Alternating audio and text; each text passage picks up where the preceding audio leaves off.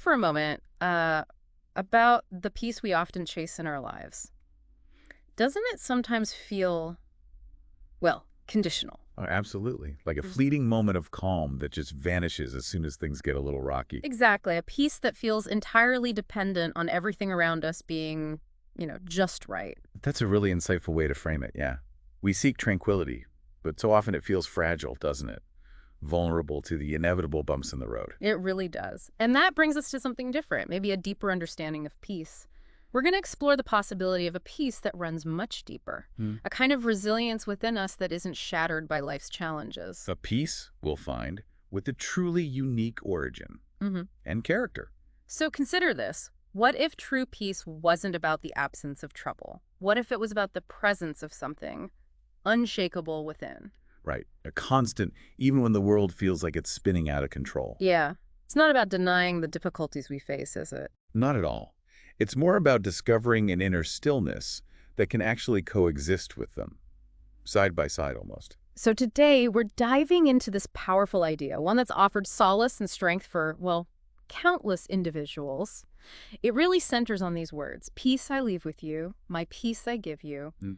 I do not give to you as the world gives. Do not let your hearts be troubled, and do not be afraid. And what's fascinating right away is that contrast, isn't it? I do not give to you as the world gives. That immediately signals we're talking about something fundamentally different. Precisely. The peace being spoken of here, it just isn't the same as worldly peace. Yeah, worldly peace often feels temporary, like you said, like a pause in the action, almost. Needs everything to be in order, smooth sailing, no surprises, right? Totally. But this peace, this is described as deep and truly sustaining. It doesn't just disappear when things get hard. So worldly peace is often about the lack of conflict or stress. Exactly. Yeah. But the peace we're exploring today isn't defined by the absence of external chaos. It's something that exists within that chaos. An inner calm that anchors you even when everything around you is turbulent. Worldly peace. Conditional calm. This peace.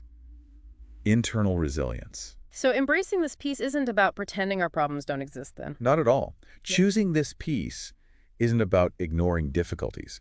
Like the wisdom we're reflecting on says, choosing peace over panic means trusting in something bigger than the chaos itself. Okay, let's unpack that a bit. Choosing peace. It sounds like it requires, an active decision from us. Absolutely. It's Yeah. not passive. It's not just waiting for calm to descend. It's a conscious choice to turn towards trust, to place our reliance on something beyond our immediate circumstances, beyond what we can see and control. So when faced with panic, which let's be honest happens, there's an alternative path. Exactly. Choosing peace is actively deciding to ground yourself in a greater power, in what some call the Prince of Peace. Okay. It's about finding that inner anchor rather than just being swept away by anxiety or fear. And how do we practically make that choice?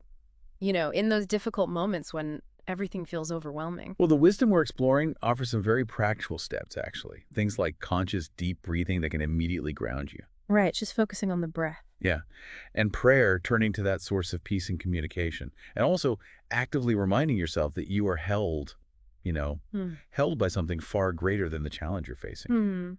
That sense of being held. It's powerful. Now, it's one thing to talk about this as an idea, but how does this actually, show up in the real world? We have some really compelling stories that illustrate this, even today. Let's look at the example of the ER nurse in Brazil. Yeah, what's so powerful about this story is the setting a hospital emergency room. Constant crises, immense It's pressure. absolutely the definition of chaos, really. It's a place where you'd expect stress levels to be just through the roof. And yet this nurse found a pocket of calm. How? Through a simple internal act. Silently praying with each patient. Imagine. Right. The sheer intensity of the ER and then this quiet personal connection happening underneath it all. And what's truly striking is the ripple effect, isn't it? Her inner peace wasn't just for her. No, it became a source of strength for her colleagues, too. And, crucially, for the patients themselves, who were undoubtedly facing their own fears and anxieties. She actually said, I pray under my breath with every patient. It reminds me I'm not alone. Wow. That's incredibly profound, right? It shows how that internal connection can be a lifeline, a real anchor in the midst of just overwhelming external pressure. It really underscores that idea of presence, doesn't it?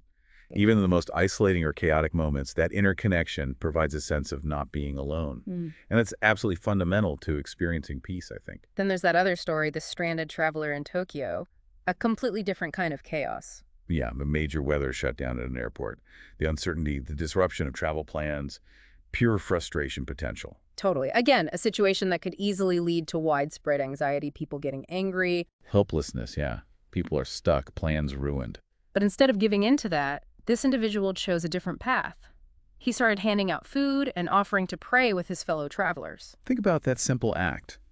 Reaching out in the middle of his own inconvenience and uncertainty. And what stands out is how his inner calm manifested outwardly, right? It wasn't just some internal state he kept to himself. No, it translated into tangible acts of kindness, connection with others who were also struggling. And the result? Others started sharing their burdens with him. He's quoted as saying, "Peace is contagious." That's such a powerful and insightful observation. Peace is contagious. It really is. It beautifully illustrates how one person's anchored peace can radiate outwards. It creates this bubble of shared calm and support in an otherwise chaotic environment. It suggests that this isn't just a personal benefit. It has the potential to positively influence the whole community around you. These real-world examples, they just make this idea so much more tangible, don't they? Yep. They show that this isn't just some abstract concept, but something that can be lived and expressed even when things are really, really tough. And it leads us, I think, to this core understanding. Peace isn't the absence of chaos. Right. It's the presence of something greater within. That's the heart of it, isn't it? It really is. True peace isn't about the lack of problems. It's about the presence of a constant source of strength and calm residing within you. So when we talk about anchoring our hearts, this is what it truly means. Grounding ourselves in that inner presence. Exactly. When you intentionally focus on that connection, when you anchor yourself in that inner strength, the power of panic, the tendency we all have to feel overwhelmed, it diminishes. It's like having a deep, unshakable foundation when the storms of life inevitably hit. It shifts our focus then. From the external turmoil, which we often can't control, to an internal stability, which maybe we can cultivate. Precisely. And this brings us to a really important point of personal reflection for you listening right now. Yeah, let's turn this inward for a moment. Consider this question deeply, personally. What specific chaos in your life right now?